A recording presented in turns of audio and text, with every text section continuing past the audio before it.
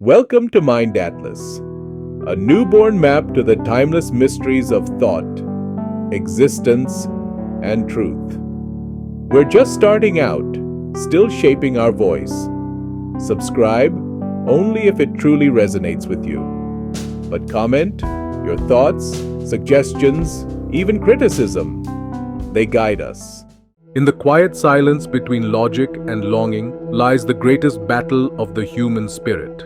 Reason or faith, enlightenment or divinity. What do we trust more, our mind or our soul? Welcome to Mind Atlas, your map to the unexplored territories of thought, existence, and consciousness. This is the story of an era that changed everything, the Enlightenment, where humanity stood at a crossroads, torn between the soaring light of reason and the undying warmth of faith. It began in the 17th and 18th centuries, a cascade of thought across Europe now known as the Enlightenment. This wasn't just a period of new ideas, it was a rebellion of the human mind against chains of tradition.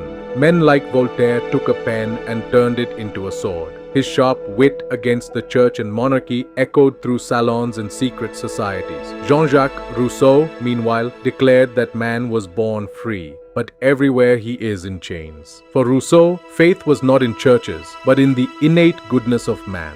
John Locke, the architect of liberalism, proposed a radical idea. The human mind is a tabula rasa, a blank slate. We are not born with sin, but shaped by experience and reason. These ideas weren't merely academic, they ignited revolutions. As these new ideas spread, the power of organized religion was being questioned like never before. David Hume dissected miracles, asking, "Can we ever trust testimony over evidence?" Isaac Newton had already transformed the heavens into a clockwork universe. Laws replaced mysteries, equations replaced prophecy. But was this the death of God?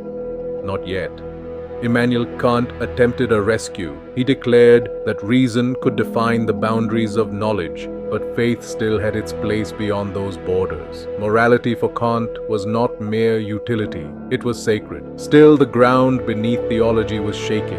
Yet, beyond the famous halls of Paris and London, other minds wrestled in silence. Baruch Spinoza, the lens grinder from Amsterdam, was excommunicated from his Jewish community for an idea so bold it terrified both synagogue and church. God is not a being. God is being itself. To Spinoza, reason and faith were not enemies. They were misunderstood reflections of the same truth. Then came Pierre Bayle, who defended religious tolerance not from belief but from skepticism. He believed even atheists could be moral, a heresy at the time. And in Germany, Moses Mendelssohn, a Jewish philosopher in a Christian empire, envisioned a future where religious pluralism and reason could coexist. They were quiet revolutionaries hidden under the shadow of giants, but they shaped the very soul of the Enlightenment. But there were voices history almost forgot. Women of the Enlightenment, like Mary Wollstonecraft, demanded that reason wasn't just for men. In her vindication of the rights of woman, she declared that true reason and true virtue are inseparable. Meanwhile, in the East, the Enlightenment was being watched, challenged, even absorbed. Indian reformers like Raja Ram Mohan Roy studied European philosophy while defending the spiritual truths of Vedanta. In China, Jesuit scholars brought Enlightenment science while Confucianism quietly influenced Enlightenment ethics. Faith wasn't retreating, it was adapting, and hidden within the Enlightenment were mystical movements, Theosophists, Rosicrucians, and Freemasons, blending reason and ritual, logic and initiation. The Enlightenment brought light, but not without shadow. The same rational tools used to liberate Europe were used to justify colonialism. Scientific racism emerged in the name of classification.